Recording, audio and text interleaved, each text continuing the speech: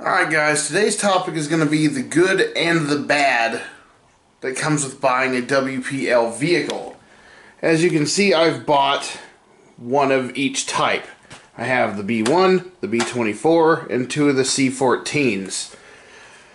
I'll start off with the bad, just to get it out of the way. When you order any of these vehicles, when you order them at the exact same time, once you're done ordering this, go to eBay, type in WPL B1, because they all use the same drivetrain. Find you a listing that says like $158 to $45.99. These are the guys that sell parts. It will have a drop menu, and you can get all these goodies. I highly recommend getting the input axle bridge cover. Get you two of those. If you're not planning on upgrading the electronics, definitely get you a couple receiving boards.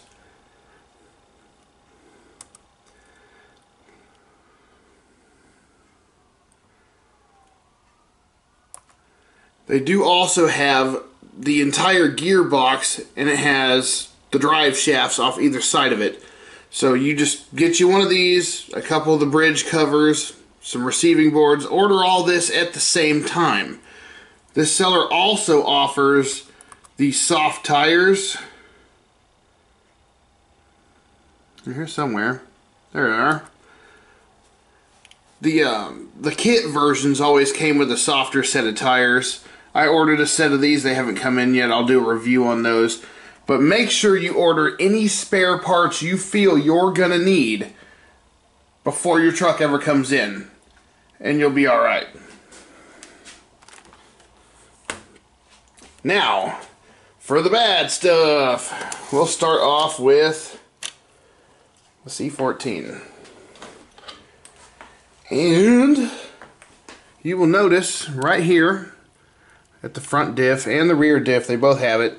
You have a nylon bushing. This one's already falling out, so I can just pop it right back up in there. This one right here.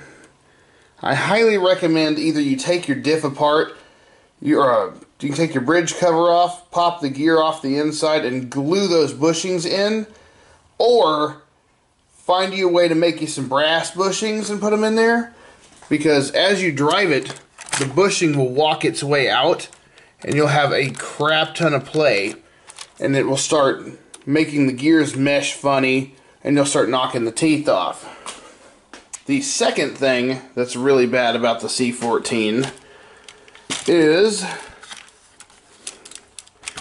they don't sell any of the 4-link components. You don't get any of the suspension components. You can't get any of the 4-link rods. They don't offer them. They don't sell any body components. No extra KCs if you snap one off, no rear view mirrors, so either just don't ever damage it or just get used to not having it. On this yellow truck, one of the 4-link bars was broken during shipment. And I've noticed that if you take a soldering iron, you can actually melt it back together, and this plastic's pretty good at holding up at that point. And I just kind of covered it in some super glue after that. It's been holding up ever since. Now, the worst thing I've come across is, since they don't sell any of the 4-link components, that also includes this bridge over the diffs, front and rear. Now, the shock's attached to these, and they're real easy to break. And once you break it, the only choice you have is to do what I did here, and I used some quick set epoxy and I filled them in to where there's now no longer a gap for it to flex. So now technically I can never change this rear diff because I can't replace the little bridge over the top for the shocks. So just a little something to be aware of. If you ever back up into anything or there's a sudden stop, these will snap and you're going to be really, really pissed. The next thing I've noticed about the C14 is I've already fixed it on this one, but the main drive shaft, or the expansion joint here, for every time you come up to a obstacle. Instead of it just snapping, it will actually expand. The rear one is actually too long because the C14 is actually shorter than the B1, but it has the same exact drivetrain, same drive shafts. So you can see that these already have a gap in them. And since this one's shorter, there's no gap. And when you get it, the rear shaft will be so tight, it'll be all hogged up like this. And it'll bind and pop. So what I did was I just unscrewed the 4-link, moved the rear end out of the way, unplugged the drive shaft from here, and I sawed off just a little bit of the expansion shaft so it has room to move and not just break the drive yoke. The only other annoyance with the C14 that I can think of right off the top of my head, I'm sure I'll think of something later, is they're really easy to tip over. They tip over a lot. Really easy to roll this thing, so just keep that in mind whenever you're out in the trails. You're going to have to tip it over a lot. Now, I'm going to move on to my B24, which none of y'all have seen, and for good reason. Within, I'd say, maybe an hour after opening this to play with it, the circuit board burned out. Yeah. So, it's been sitting here almost a month. I haven't really been able to drive it, so I didn't make a video of it. For that small amount of time that it actually worked, it just kind of made a electrical burning smell. The motor got really hot. It was a lot of fun to drive, but eventually it actually made a popping noise. A little bit of smoke came out from the inside, and now it only has reverse. That's it. That's all it does is reverse. And that's why I said, get you a couple receiving boards if you're not planning on upgrading it. And if you are planning on upgrading your electronics, please get lots of drive shafts when you order these things, because it's gonna break. It broke on my B1. I already changed out the gearbox. I ordered new ones. So I have all new drive shafts on here for the giveaway. This is the old one. It still has the zip ties on it. I'll just keep it as a backup, I guess. But I'd say within 10 minutes of starting to drive this truck, I had cracked both drive shafts. It's really easy to do.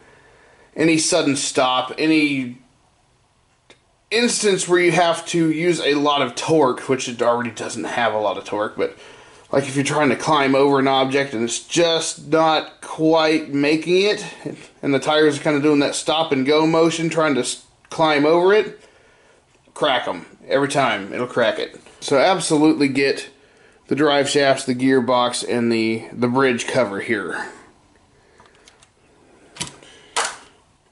And I know I've made this point in other videos that the motor sucks and the wiring to the motor sucks.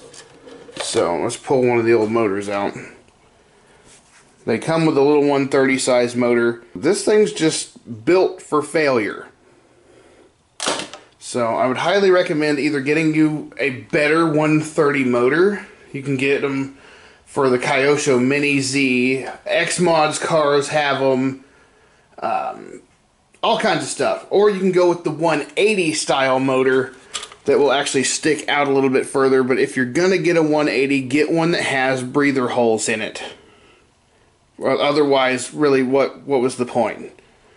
Now, as for the wiring issue, you will need to get you a JST micro plug that has a better wire on it. Pretty much any of them that you pick is going to have a better wire than what comes on here. You can get like a pack of 50 of JST connectors with the outlet, the little plug that you can put on the board so it has a different plug. You can get a pack of 50 of them with a 5.5 inch wire on it for like $7 on Amazon. You can get them on eBay. Just look up JST connectors or JST micro, and it should come right up. As a matter of fact, I'm going to put this in the description below. I'll put a link to the JST connectors that I bought on eBay, and I'll put a link to the motor as well. So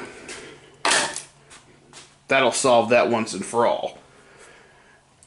Alright, now I'll switch over to all the good things about the WPL vehicles, other than it's $35 to $45 truck. It's really, really affordable. They're highly detailed. I mean, look at this.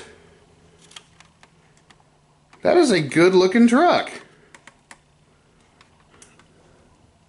It even has mud flaps. Now, I did chrome the headlight buckets and I painted the grill, but I mean, you can do that too. That's a good looking truck. They're all really nicely detailed.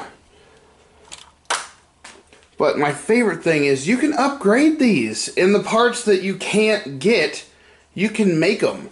Like these 4-link bars, I'm probably just going to go get some brass tubing and I'm going to braze up some new ones. I'll just bend them up. I'll find whatever ends work the best at the hardware store. I'll braze some ends on them, paint them black, and bolt them up. And that'll be the end of it.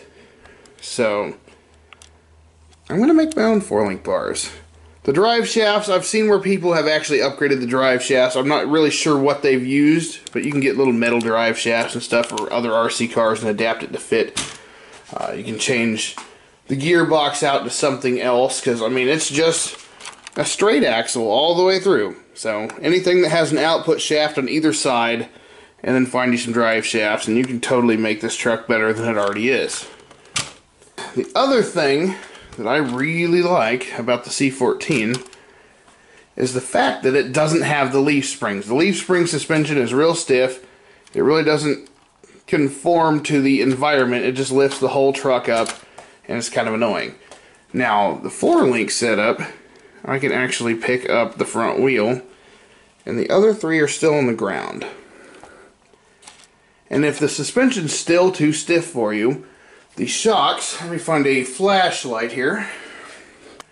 The shocks all the way around are the same.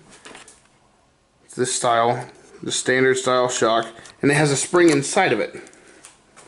And what I really like is this cap, because it just unsnaps, comes right off the top, got a snap on either side, pop it off, and you can take the spring out. And you can put a stronger or weaker spring in there to adjust the stiffness for different terrain. That's really cool!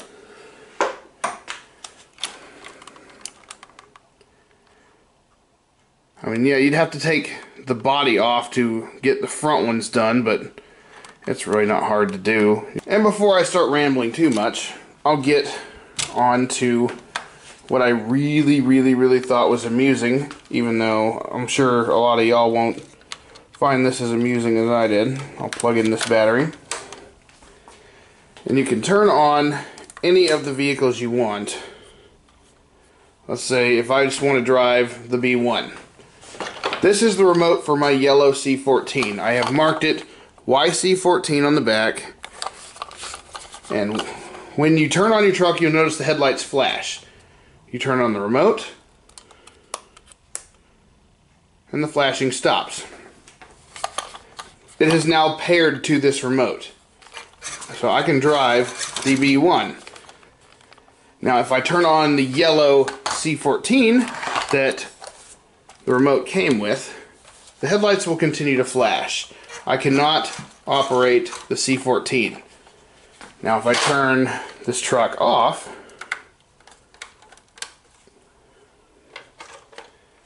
turn the remote off, I can turn the remote back on, the headlights will stop blinking. Now I can drive this truck. Now if you turn the remote off, the headlights will blink slowly, which means the truck is already paired to a remote. It just now does not detect the signal from the remote. You're out of range, or you turn your remote off. Turn the remote back on, headlights come back on, and now I can turn on the other C14, and it'll continue to blink. The remote's still on. I can't drive any vehicle on the table. Turn this one back on. It still remembers that it's paired to this one, even though you just turned it off. So, yeah. Me being a kid of the 90s, I'm used to the little frequency bandwidth switches on the back of the remote and on the underside of the truck.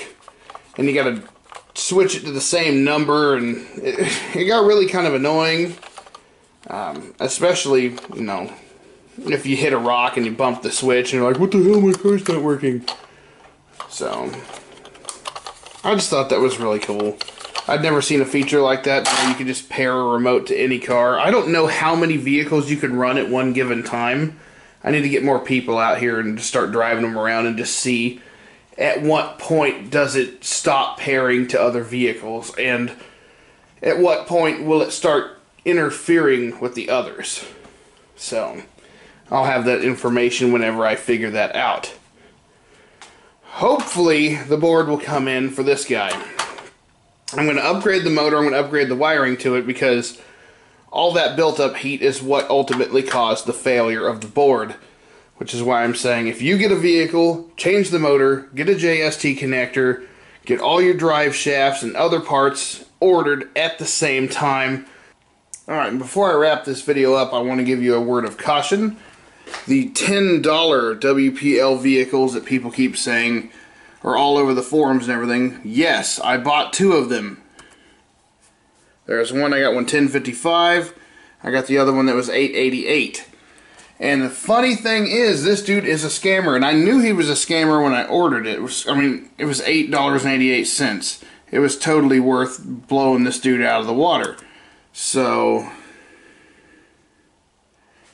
and when he actually does send you something, you're going to receive a package that looks just like this.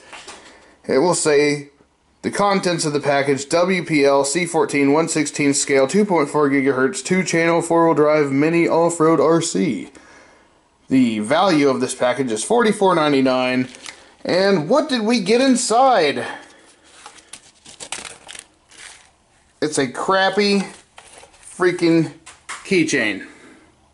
Or little charm, whatever you want to call it. Yeah. This is totally what you get when you get one of the $10 trucks. Total waste of time, a lot of frustration, lots of stress. Oh yeah, I told you I bought 2 of them.